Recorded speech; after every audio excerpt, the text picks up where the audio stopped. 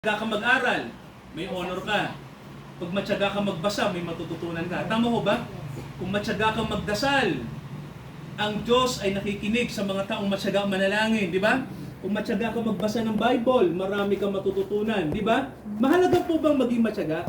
Yan. Alam niyo mga kapatid, kadalasan kung bakit walang pagpapala, tama ho ba? Dahil hindi tayo matyaga. Naiintindihan niyo po? Ang tao, ang tao gusto nilang pagpalain sila, hindi naman sila matyaga. 'Di ba? Kailangan matyaga kang manalangin. Matyaga kang makinig sa salita ng, 'di ba? Matyaga mo hanapin ang kalooban ng Diyos.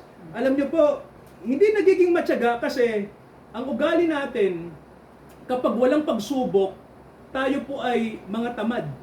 'Di ba mga kapatid? Hindi tayo napupwersa, 'di ba? Ang tao parang para bang naalala ko yung kilala niyo 'di ba si Nick Vujicic, 'di ba? Yung lalaki na walang kamay, walang paa. Pero 'di ba alam niyo po kung papanoorin niyo sa YouTube yung buhay ni Nick Vujicic, katawan lang mayroon siya. Walang kamay, walang paa, parehas. Pero tingnan niyo, talo ko. Si Nick Vujicic ang galing lumangoy. Si Nick Vujicic marunong siyang lumangoy, marunong siyang mag-volleyball, marunong siya sa maraming bagay. Pero tita, handicap, 'di ba? Walang kamay, walang paa. Ang tanong, paano niyang natutunan yung mga bagay na hindi magawa ng taong kumpleto yung katawan? Sige po, alam niyo kung bakit mga kapatid natutunan niya? Matyaga. Di ba tita? Oo, sinatyaga niya. Di ba? Tingnan niyo po wala siyang kamay at paa. Pero matyaga. Di ba? Matyaga.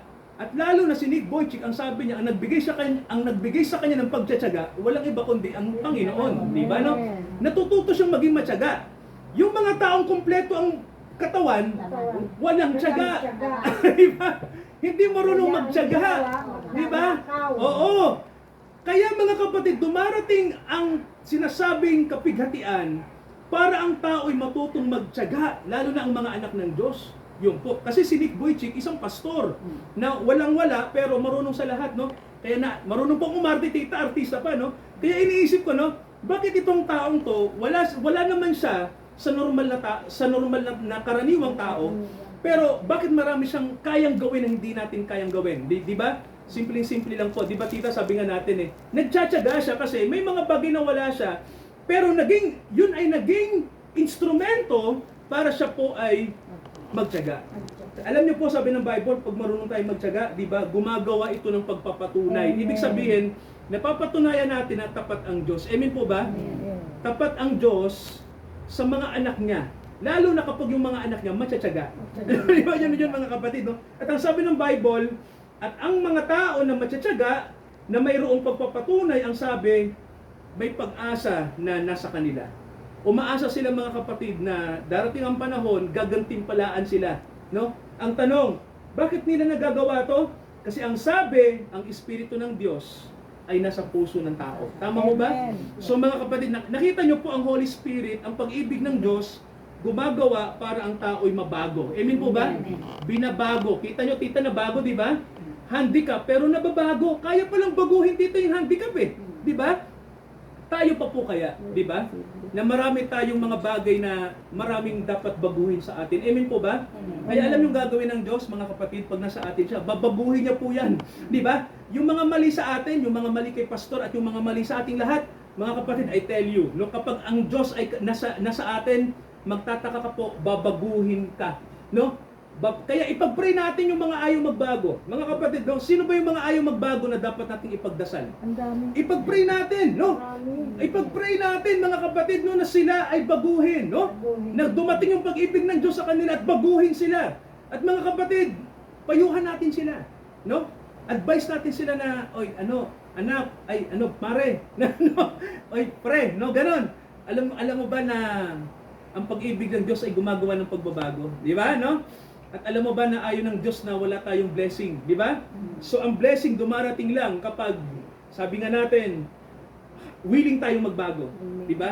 Alam niyo ba, sabi nga natin isang bagay ang ayaw ng tao. Alam niyo kung tita, ano yung ayaw ng tao na isang bagay? Tama. Ayaw magbago. Alam niyo ba na ito yung isang bagay na tayo ay umaayaw.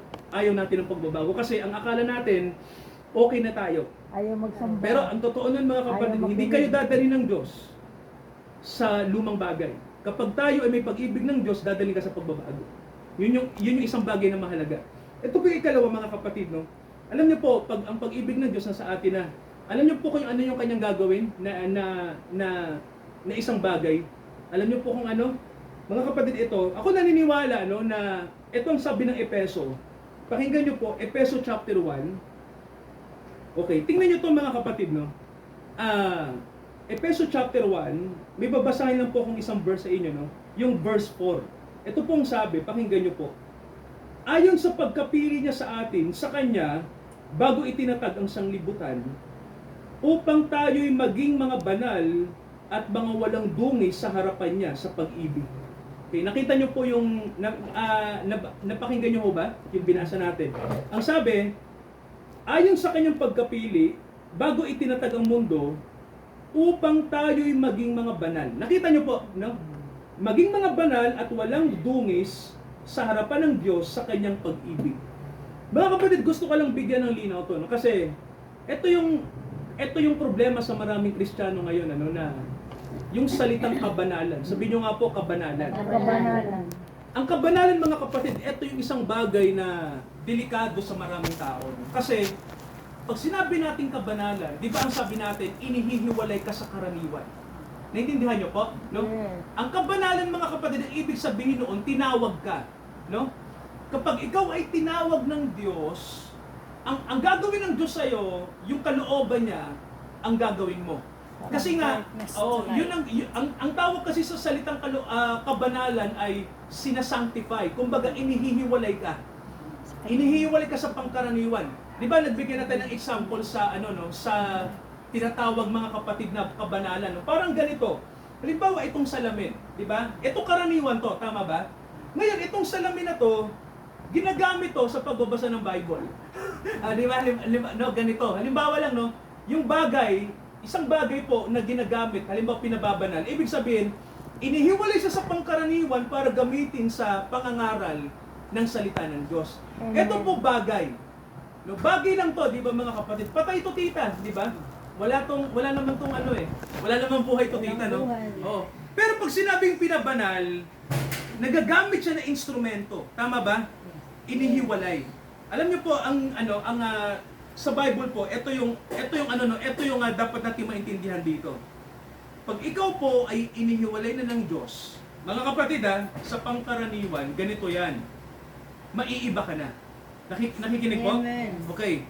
Pag naiba ka ganito, hindi ka sasama sa tinatawag na daloy ng mundo. Hindi na ganon. Bagamat ang suot ng mundo at ang suot mo ay parehas. Tama? Yung mga kaibigan mo na tiga-mundo, bagamat ikaw ay hindi tiga-mundo, okay lang yon, no? Kasi normal sa tao yon. Kaya lang may maiiba sa'yo. Ano po yung pagkakaiba? Ang isang tao po na pinabanal at may pag-ibig ng Diyos sa kanya, makinig kayo mga kapatid, mahalaga to, no?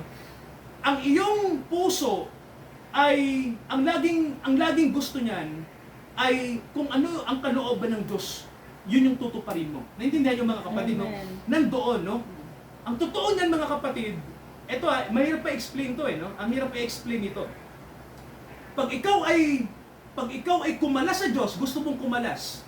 At ang Diyos ay sinabi na nga ng Diyos hindi kanya iiwan, no? Pero sa puso mo, parang may panahon na gusto mong kumalas. 'Di ba? Gusto mong magsarili. Alam niyo po, hindi ka makakaiwas. Nakikinig mga kapatid, no? Hindi ka makakaiwas. Hindi ka makakaiwas. Ulitin ko po hindi ka makakaiwas. Darating ang krisis sa buhay mo para ibalik ka lang ng Diyos sa Kanya. Sa mga gustong humiwalay sa pag-ibig ng Diyos, I'm sorry to say, hindi nyo na kaya yon. Naintindihan nyo? Baka may nag-iisip sa atin na, ako pastor, nakikinig ako sa sinasabi nyo. Kaya lang, ako buhay ko to. Ako naniniwala, pag ginusto ko, wala namang magagawa ang Diyos Totoo kaya yon? Sige mga kapatid, sige. Alam nyo, hindi totoo yon, di ba? Ang Diyos, hindi mo siya pwedeng i-eskapo. Hindi mo siya pwedeng itrato lang na parang kapwa mo, di ba? Yes. Iba ang Diyos sa'yo. No? Kaya mga kapatid, eto tita, meron akong payo, no? Sa mga tao na nagmamalasakit tayo, huwag kang tumigil na ipanalangin sila. Amen. Huwag kang tumigil, no? Pray for them, di ba? Ipanalangin sila. Ilapit sila sa Diyos gabi-gabi, bawat umaga, no? Itulog sila sa Diyos. Kasi mga kapatid, sa totoo lang, kung gusto mo silang mailigtas, di ba? Yes. Di ba gusto mo silang mailigtas? Di ba tita? Di ba? Mga anak natin, mga kapatid natin, mga mahal natin sa buhay, mga kaibigan na may malasakit tayo, gusto ba mahal ba natin sila? Gusto ba natin silang dalhin sa kaligtasan? Di ba mga kapatid? So, anong gagawin? Anong gagawin? Ipanalangin. Di ba? Tama na, ang Diyos ay kumilos para sila po ay maging mga sakdal. Dalhin sila sa kabanalan. Kaya mga kapatid, no, ang totoo nun, eto nga, di ba sabi, noon pa man, ang plano na ng Diyos, baguhin ang tao at dalhin sa Kanya. Di ho ba? Yun po ang ating concern, mga kapatid, no? Kaya sabi ng Bible sa atin, pag mahal tayo ng Diyos, pakababanalin niya tayo. Amen po ba ron? Amen. Kaya wala kayong hindi kayo makakaligtas mga kapatid, tandaan nyo, no? Gustuhin nyo man na gawin ang gusto nyo, darating ang oras, hindi nyo magagawa yan. At kailanman hindi nyo na kayang gawin yan, no? Diyos na mula ngayon ang masusunod sa inyo, no? Kasi mahal kayo eh. Di ba? Wala nang, kumbaga po, may nagsasabi nga sa akin, no? Nag-uusap nga kami minsan, no, ng mga iba nating kaibigan na, pag nasa Diyos ka pa ba, malaya ka ba? Tita, malaya ka ba pag nasa Diyos ka? Opo. Malaya. Malaya ka sa mga bagay na mabuti. Pero hindi ka na malaya sa mga bagay na masama. Yes. Nakikinig po ba? Amen. Hindi ka na malaya sa mga bagay na masama. Pag gumawa ka ng masama at ng mga bagay na mali, Pipigilan. itatama ka ng Diyos. Tita, tama, no? Hindi ka lang pipigilan. Wawarningan ka pa ng Diyos at itatama ka pa niya. Kaya mga kapatid, ako naniniwala ako, no? Eto lahat ng dumarating sa buhay natin, no? Pagsubok man o mabuti, may layunin ang Diyos para lagi tayong itama sa mga bagay na mali. At tayo po ay iwasto niya. Ako may mga mahal ako sa buhay, no? Mga naglilingkod sa Diyos, nagkakasakit, okay? Normal yun, di ba? At naniniwala ako na may layunin ang Diyos kung bakit. Nagkasakit sila. May layunin ng Diyos dyan, di ba? Ayaw ng Diyos na mapalayo ka sa Kanya. Kasi nababasa ng Diyos ang puso natin, no? Na mamaya, baka nasa Diyos tayo, hindi naman pala natin mahal, nawawala na yung pag-ibig, di ba? Di ba? Kaya, di ba tita, reminder, tama ba? Nire-remind tayo ng Diyos na sa akin ka lang. Ganun ang Diyos, no? Focus ka lang sa akin. Huwag kang huwag kang humiwalay. Di ba, no? Ganun ang Diyos, mga kapatid. Gagawa siya ng paraan para ikaw ay kanyang baguhin at pakabanalin. Pero may hanggang mga- bagay, hanggang dito tayo. Pero alam niyo po, may mga tumatalikod eh. Sabi, may tumatalikod, sabi nila. Ano? May mga tumatalikod sa Diyos eh. May falling away. Tama, no? Ito yan. Oo. Sa issue ng pagtalikod, no? Ang pinag-uusapan natin, mga kapatid, ay yung mga hinirang, no? Yung mga hinirang, yung sinasabi ng Biblia na, yung sinasabi na bago pa ang mundo ay nilalang, ay sila ay kabilang na, no, sa mga hinirang. Ang falling away, mga kapatid, no, may nakasulat sa Biblia na itong mga na falling away, may nakalagay sa Hebreo. Basahin ko po sa inyo, no, yung isang nakasulat sa kasulatan. Okay, pakinggan nyo to, mga kapatid, no, yung nakasulat sa Hebreo. Okay, eto, no. Sino ba yung mga tao na Tumatalikod. hindi kabilang sa mga mahal ng Diyos, no? Na pwedeng mahiwalay at hindi na pwedeng ibalik pa para sila'y maligtas. Bagamat, mga kapatid, sila ay pwedeng mga nasa church, mga masisipag pa nga, pero hindi kabilang sa mga Eager. iligtas. Oo, na maglingkod. Eto, mga kapatid, pakinggan nyo to, no? Kasi mahalaga tong talatang to, no? Hebrews chapter 6. Okay, ito ang sabi, mga kapatid, no, sa verse 4. Sapagkat tungkol sa mga minsang naliwanagan at nakalasap ng kaloob ng kalangitan at mga nakabahagi ng Espiritu Santo at nakalasap ng mabuting salita ng Diyos at ng mga kapangyarihan ng panahong darating at saka nahiwalay sa Diyos ay hindi maaaring baguhin silang muli sa pagsisisi. Okay, eto, mga kapatid, no, bigyan natin ng bigyan natin ito ng isang bagay na linaw, no, para po alam natin yung posisyon natin pagdating sa kaligtasan. May nakalagay sa Bible na, tita, may mga tao na hindi na sila mababago pa. Okay? May mga tao na hindi na sila maibabalik pa. Kumbaga po, hindi sila kabilang sa mga taong may pag-ibig ng Diyos, no? Pero ang sabi ng Bible, sila yung mga tao na nakalasap ng salita ng Diyos. Sila yung mga tao na nakalasap ng kaloob ng kalangitan. Ibig sabihin, mga Kristiyano sila ng una. Pero, anong sabi ng Bible, tita? Anong nakalagay? Sila po ay, nahiwalay sa Diyos. Okay. Naniniwala po ba kayo na ang mga anak ng Diyos ay mahal ang Diyos? Naniniwala po ba kayo? Ang mga anak ba ng Diyos, mahal ba nila ang Diyos? Opo, anong mahal nila ang Diyos? Opo, dapat mahal na mahal, di ba? Kasi siya ang unang pag-ibig natin. Ngayon, kapag mahal natin ang Diyos, ano yung isang bagay na hindi natin dapat gawin para masabing mahal natin ang Diyos? Ano yung isang bagay na dapat nating gawin? Okay, no? Maganda dito yung ano nyo, no? Pagsunod. Sabihin nyo nga po, pagsunod sa Diyos. Pag sumusunod ba tayo sa Diyos, ibig bang sabihin nun mahal natin ang Diyos? Yes. Okay, no? So, yan yung lohika ng tinatawag na pag-ibig, no? Mahal mo ang Diyos, dahil mahal mo siya, susundin mo siya. Okay. Alam nyo po, may babasahin ako sa Bible, mga kapatid, no? Okay, eto, may sinasabi sa Biblia na pagkakasala na talagang delikado. No? At itong mga kapatid ay magandang mabasa natin, Kasi di ba, tita, sabi ko nga kanina sa inyo, tita, mahal mo ba ang Diyos? Kaya sinusunod mo siya. Pag-ibig, di ba, ang nagmo-motivate. Di ba, tita, sa pag-iibigan, ano man ang mangyari, siya pa rin ang mahal mo. Tama ba? Yes. Mahal mo siya. Tama ba? Kaya mo sinusunod siya. Dahil, mahal mo. Naiintindihan niyo po? Bakit minsan ang asawa niyo sinusunod niyo? Tita, dahil mahal mo. Okay, tingnan niyo po may babasahin akong talata. Hebrews chapter 10, anong sabi ng verse 26?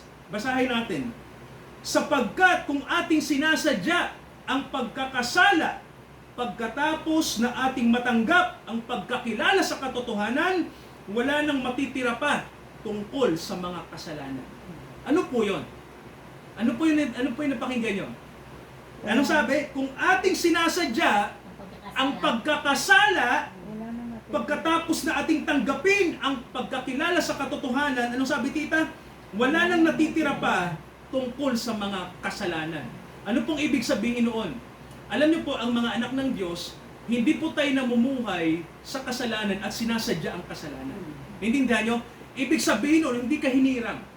Kasi ang totoong hinirang, hindi mo sasadyain ang pagkakasala. Naintindihan niyo? Magkakasala ka, pero hindi willfully. Naintindihan niyo po? Hindi sinasadya. Opo, may nakalagay sa Bible, for if we sin willfully, may pagkakasala na willfully. Nakita niyo po yung word? Willfully. Ibig sabihin, sinasadya mo. Namumuhay ka sa kasalanan noon. Sinasadya mo, no? Pero, sabi nga natin, bilang mga Kristiyano, may mga panahon pa rin nagkakasala tayo, pero hindi willfully. Naintindihan niyo po? Hindi po ito sinasadya. Ito po ay dala ng kahinaan.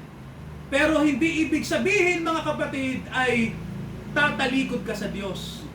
Sa isang kahinaang mangyayari sa'yo, babalik at babalik ka sa Diyos mo. Sa totoong Diyos. Naintindihan niyo po, Hindi ka namumuhay sa kasalanan, hindi ka totoong Kristiyano noon, Ang totoong Kristiyano, magkasala ka ngayon, mamaya, sa isang bagay dahil sa kahinaan mo, I tell you, mga kapatid, kikilos ang Holy Spirit. Ang pagkakasala mo ay hindi willfully. Pero sa Bible, yung mga taong nagkakasala willfully. Ano pong sabi, mga kapatid? Kung sinasadya mo na at ginagawa mo yung bagay na ayaw ng Diyos, pero ginagawa mo. Tita, isa lang ang ibig sabihin noon, hindi mo mahal ang Diyos, di ba? Parang ganun yung tita. Mahal mo halimbawa po, mahal mo naman talaga ang asawa niyo, no? Pero nang lalaki kayo, di ba? Sinasadya mo na yon, tama ba? May lalaki kayo, di ba? O tanong, mahal mo ba ang asawa mo talaga, tita? Oo, kasi sinasadya mo man lalaki. Di ba? So, mga kapatid, no? Pero tita, halimbawa, napatingin ka lang sa gwapo. Pero mahal mo pa rin ang asawa mo. Umanga ka, di ba? Minsan baka may nanligaw pa sa inyo. Di ba may asawa ka na ba, Sol? Pwede ba akong maligaw? Hindi, may asawa na ako. O, pa-flirt ka pa. O tita, minsan nagkakasala ka, di ba? Pero tanong, sino bang mahal nyo? Sige. Siyempre, asawa mo, di ba? Tingnan nyo ano yung pagkakaiba? Pag nagkasala ka ng sinasadya, Takot. pangangalo niya, Sinadya mo. sinadya mo. Di ba, no? Mahal mo ang Diyos, matatakot ka, hindi mo gagawin. Pangatlong bagay, mga kapatid, ano ang pag-ibig ng Diyos kapag dumating sa atin? Alam niyo po, ang ating buhay ay nagiging parang Diyos. No? Ang totoo po nun, mga kapatid, no, dalhin ko lang po yung talata sa inyo. Ano? Pag dumating ang pag-ibig ng Diyos sa isang tao, pansinin niyo po yung nakasulat. No? Sabi, ang karakter mo ay magiging parang Diyos. Mag-iiba na. Bakit, tita? Bakit magiging parang Diyos na yung karakter mo pag ang pag-ibig ng Diyos nasa iyo? Kasi hindi ka na masyadong Nangangaral ka na pati. Oo, tita. Opo. Kasi ang totoo ng tita, pag asawa mo ang Diyos, magiging isa kayo eh. Oh, Tama ho ba? happy ka. O, pag isa na kayo, lahat ng kanyang karakter, magiging ano na kayo? Oh, Nagiging na kayo magkamukha. O, ganun yun. Iisa na kayo eh. O, pakinggan nyo ito mga kapatid, no? Okay, dalawang talata lang po, pakinggan nyo, no? Sabi rito, sa 1 Corinthians 13 mula verse 1, tinan nyo nakalagay, kung ako'y magsalita ng mga wika ng mga tao at ng mga anghel, datapwat wala akong pag-ibig, ako'y tanso na tumutunog o batingaw na umaalingaw-ngaw. Ano po ito? Ano po ibig sabihin? Pakinggan nyo po. Sintunado. Kung magkaroon ako ng kaloob ng panghuhula o propesiya, nalalaman ko ang lahat ng mga hiwaga at ang lahat ng kaalaman. Kung magkaroon ako ng buong pananampalataya, may pananampalataya pa to, na ano pat mailipat ko ang bundok, datapot wala akong pag-ibig, wala akong kabuluhan. Napapakinggan niyo po ba? Yes. Pakinggan niyo po ito. At kung ipagkaloob ko ang aking katawan, ang lahat kong tinatangkilik upang ipakain sa mga mahihirap, kung ibigay ko ang sarili ko upang sunugin, datapot wala akong pag-ibig, walang pakinabang sa akin. Ano pong ibig sabihin mga kapatid sa palagay niyo? Kaya nga, wala Ito ka. pansinin niyo po sabi ni Pablo dito, yung pangatlong bagay ito. Sabi niya, kung tayo man ay may pananampalataya, mga kapatid, tandaan natin hindi ang pananampalataya ang absolute, okay? Ang pananampalataya ang simula. Okay? Pero ang pinakamataas sa lahat ng kaloob ng Diyos, hindi po pananampalataya. Ano po, tita? Pag-ibig. Pag-ibig. Naintindihan niyo po? Kung Okay. walang pag-ibig. Oo. Tingnan niyo, di ba ang sabi? Walang halaga. Nananatili ang tatlo, ngunit ang pinakadakila, the greatest of all. So, ang pananampalataya po, simula. Mahalaga yung simula. Pero ang pinakadulo ng buhay natin, pagkatapos ng pananampalataya ay pag-ibig. Naintindihan niyo po? Bakit pag-ibig, mga kapatid? Kasi alam niyo po, etong totoo, pag ang Diyos ay nasa atin na siya, di ba? Nakikinig po ba? Hindi na ito tungkol sa kung ano yung nagagawa mo, di ba? Ito'y tungkol sa anong karakter mo. Nakikinig po ba? Yes. Ano ang karakter mo? Di ba? Anong klase ang pagkatao mo? Di ba? So mga kapatid, sabi nga ng Bible kung ikaw may pananampalataya ka, pero kung wala pa ang pag-ibig ng Diyos, kung hindi pa nangyayari yung pagbabago mo, tita, yung totoong pagbabago. Nakikinig mo ba? Yung totoong karakter tita, yung pinag-uusapan natin, yung pagkatao mo. Tita, may kabuluhan ba ang pananampalataya? Wala. Sige po. Wala pag-ibig. Walang kabuluhan ang pananampalataya. Naiintindihan niyo po? Hindi naririnig. Oo, walang kabuluhan ang faith kung ang karakter natin ay hindi tulad sa Diyos. Kasi mga kapatid, ang pinag-uusapan, tita, karakter. Anong pagkatao mayroon tayo? Kasi maraming tao kasi, di ba, kahit tayo po, pwede tayo magsabi na may pananampalataya. Tama, no? Kaya mong magpagaling. Tama ba? Kaya mong manalangin, no? May pananampalataya ka. Pero, anong pinag-uusapan natin, tita? Hindi lang pananampalataya. Tama ba? Pag-ibig. Ang pag-ibig ba ng Diyos nasa atin? Yung ugali ba ng Diyos, ugali na natin? Di ba, tita, ang pinag-uusapan kasi, kung ikaw ba ay, ang karakter ba ng Diyos ay nasa iyo na. Di ba? Yun ang pinag-uusapan, yung ating karakter. Kaya mga kapatid, sa gabing ito, pag-ibig ng Diyos. Sabihin nyo nga po, pag-ibig ng Diyos. Pag-ibig ng Diyos. Ano po yung unang bagay na gusto ng Diyos? Pag nasa atin ay pag-ibig niya, binabago tayo. Ano po yung ikalawang bagay? Tita? Ano yung kanina? Pinababanal tayo. Ano po yung pangatlo? Yung karakter ng Diyos nasa atin. Di ba? So mga kapatid, yun yung goal. Kaloob ng Diyos yun sa atin. Mag-pray tayo mga kapatid. Dulog natin sa Diyos no, yung ating nakita sa Biblia. No? Alam niyo po, mapalad tayo mga kapatid kung natandaan natin yung mga bagay na to. No? Kasi po, pwede natin itong sabihin sa mga kapatid natin na malaman nila, no? Mahalaga ang pag-ibig ng Diyos na sa atin.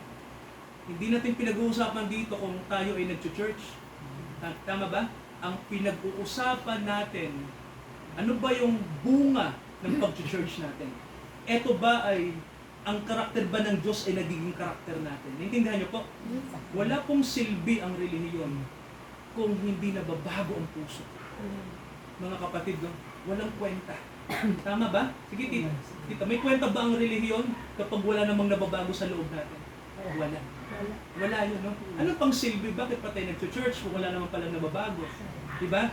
So, willing kang mabago. Pag pumunta ka na sa gawain ng Diyos, willing ka nang mabago. Naintindihan niyo po? Mag-pray tayo mga kapatid. Dakilang Ama, pagpalain niyo po ang mga aral na nakita namin sa kasulatan. Nawa po, mabigyan ito ng katarungan, Ama, ng inyong espiritu dahil kapos ang kaalaman namin sa mga bagay na espiritual. Pero turuan niyo kami, Ama, na maging espiritual upang malaman namin ang mga hiwaga na dapat naming maunawaan sa inyong salita at sa inyong mga ipinahayag sa amin sa mundong ito. Samahan niyo kami, dakilang Ama, samahan niyo mga kapatid na maging panatag kami na lagi kaming dumepende sa inyong biyaya, sa inyong magagawa. At maging responsable din po kami sa pananampalatayang tinanggap namin sa inyo. At sa inyong salita na tinanggap, dakilang Ama. Samahan niyo kami sa araw na ito. Ito ang aming panalangin sa pangalan ni Jesus. Lahat po tayo magsabi ng Amen. Amen. Mga kapatid, sa atin pong pagkakaloob po sa Panginoon, tayo po